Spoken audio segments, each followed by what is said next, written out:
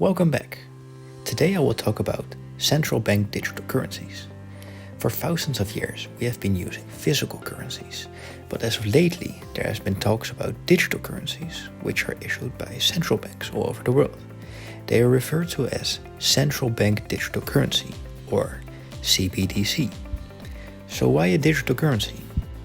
Why? First of all, physical money is outdated and is being less and less used. It's simply keeping up with the current technology. Of course, the government can be left behind to already existing fintech companies and platforms like Square, Alipay, PayPal, Visa, etc. Also, cryptocurrencies are becoming bigger and bigger, and the central banks might want to defend themselves against these potential threats, or at least have a backup plan. There are also several other advantages for using a CBDC. Cash by nature is difficult to trace, which makes it attractive for tax evasion, money laundering and illegal transactions. CBDC can improve these problems drastically, as it will probably have insights on all major transactions. There will also be lower costs for payments abroad, so cross-border. The costs are now around 5% to send money from one to another, because of the antiquated banking system and other inefficiencies. And in poorer countries, CBDC can promote financial inclusion. There are also disadvantages. The main and most obvious disadvantage for most people is the effect on privacy. Do you need to use your ID for payments? Will everything be recorded? Or only larger payments like $500 or more, for instance? A recent European Central Bank survey found that privacy is the #1 concern for the digital euro. The director of China's Central Bank Digital Currency Research Institute declared that the wallets they will introduce are entirely anonymous to the central bank. It is not quite sure if this will be the case for every country. More major downsides are power outages and the fact that the digital currency is hack sensitive. And if we look at commercial banks, a significant threat hovers above the head of these intermediaries, as they might become unnecessary when the central bank and the public have a more direct relationship. CBDCs could help get cash or even loans quickly out to people and businesses, or allow interest rates to be driven into negative territory. How about bank runs? Will people retrieve their money from commercial banks and store them safely at the central banks when there is panic in the economy? So now we know the pros and cons. But how will it look like in practice?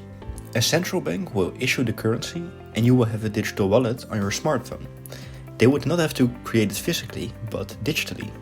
You then put your funds in the wallet, and if you want to do groceries, for example, you will use a QR code at the payment terminal to complete the transaction. Today, a majority of currency is of course already digital, but this would complete it. In practice, some people won't even notice a big difference, as some companies are already offering similar services. The central banks did say though that digital will still coexist with physical currencies. You can wonder if CBDCs are even necessary, as we might grow to full digital currencies inevitably, even without CBDCs.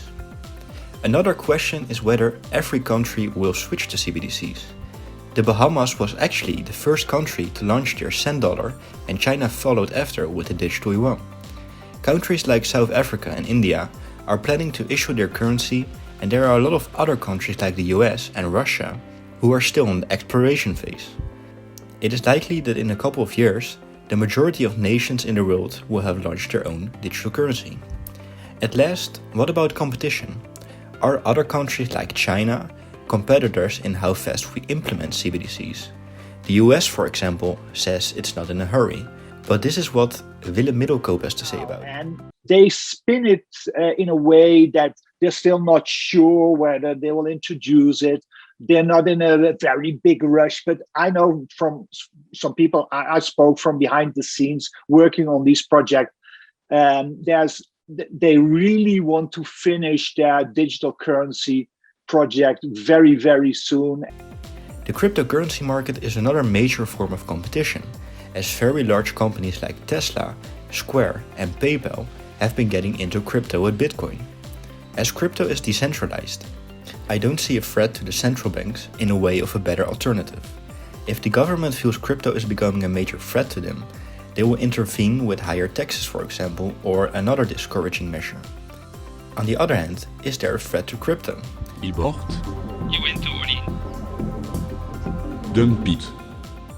I believe the threat for cryptocurrencies is higher, and with all these upcoming centralized digital currencies, it is in my opinion more likely crypto will be and remain an asset class, and the government will take away the currency part of cryptocurrency. Thanks so much for listening. If you found this interesting, please let me know, and I'll see you in the next video. Bye!